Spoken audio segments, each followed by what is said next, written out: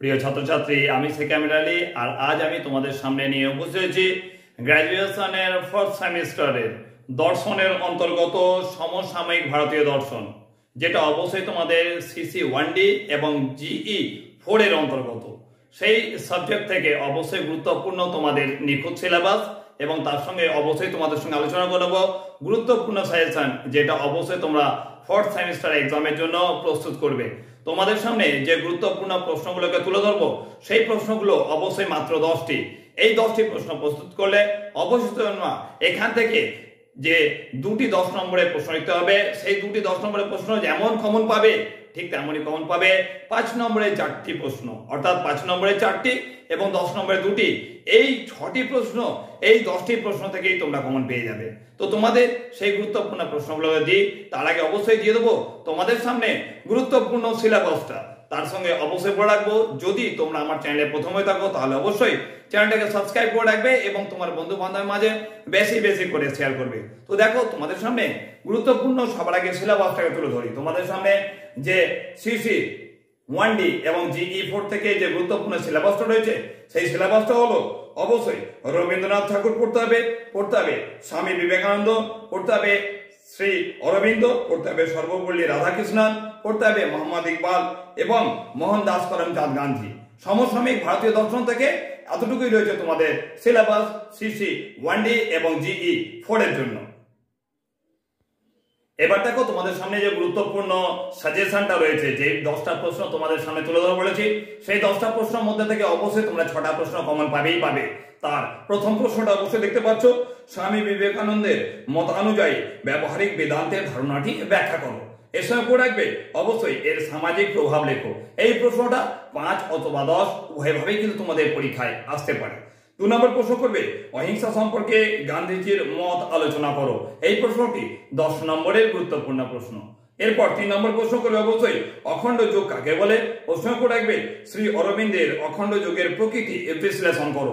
এই প্রশ্নটিও 10 নম্বরের গুরুত্বপূর্ণ প্রশ্ন। তারপর করবে ঈশ্বরের স্বরূপ বা প্রকৃতি সম্পর্কে ইকবালের মত ব্যক্ত করো। এই প্রশ্নটা 5 নম্বরের জন্য যেমন গুরুত্বপূর্ণ, ঠিক তেমনই বলবো 10 নম্বরের জন্য ঠিক গুরুত্বপূর্ণ, তাই অবশ্যই এটাকে প্রস্তুত করে রাখবে। তারপরে গুরুত্বপূর্ণ প্রশ্ন করবে ধর্মের স্বরূপ বা প্রকৃতি সম্পর্কে রবীন্দ্রনাথের মত আলোচনা করো। এই প্রশ্নটি কম গুরুত্বপূর্ণ প্রশ্ন, তবে এটাকে বাদ দিলে এর চেয়ে বেশি যে গুরুত্বপূর্ণ প্রশ্ন থাকে, সেই প্রশ্নটা কি আছে? সেই প্রশ্ন হচ্ছে রবীন্দ্রনাথের মতে অমঙ্গল সমস্যা কি, প্রশ্ন করবে এই সমস্যা সমাধান কিভাবে সম্ভব। এই প্রশ্নটি তোমরা অবশ্যই করে রাখবে 5 নম্বরের গুরুত্বপূর্ণ প্রশ্ন হিসাবে। তারপর করবে ইকবালকে অনুসরণ করে জগতের স্বরূপ আলোচনা করো। এই প্রশ্নটি অবশ্যই 5 নম্বরের মোস্ট ইম্পর্টেন্ট প্রশ্ন।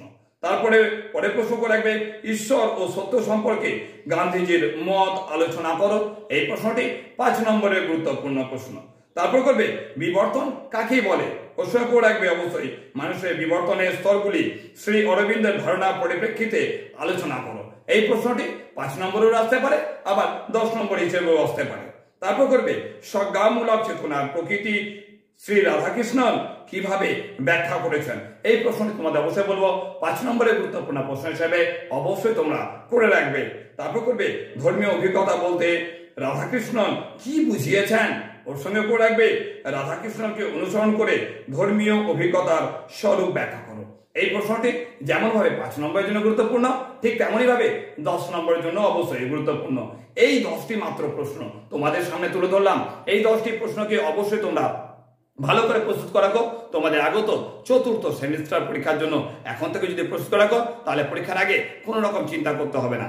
এবং এই সাবজেক্টটাকে বাদ দিলে আরো অন্যান্য যে সকল সাবজেক্ট রয়েছে, সেই সকল গুরুত্বপূর্ণ সাবজেক্টের যদি মনে হয় তোমাদের সাজেশন প্রয়োজন, তাহলে অবশ্যই তোমাদের রিকোয়েস্ট করবো চ্যানেলটাকে সাবস্ক্রাইব করে রেখে অল বেল নোটিফিকেশনে অবশ্যই প্রেস করে রাখো। এবং অবশ্যই তোমার বন্ধু বান্ধবদের যারা তোমার নিয়ার অ্যান্ড ডিয়ার, তাদেরকে অবশ্যই এই ভিডিওটাকে অবশ্যই শেয়ার করো বেশি বেশি করে, যাতে তারাও এই গুরুত্বপূর্ণ প্রশ্নগুলোকে তাদের 4th সেমিস্টার এক্সামের জন্য অবশ্যই প্রস্তুত করে রাখতে পারে। তো এখনকার জন্য এইটুকুই। খুব তাড়াতাড়ি তোমাদের সঙ্গে নেক্সট কোনো গুরুত্বপূর্ণ সেশনে অবশ্যই দেখা হচ্ছে। এখনকার জন্য টাটা।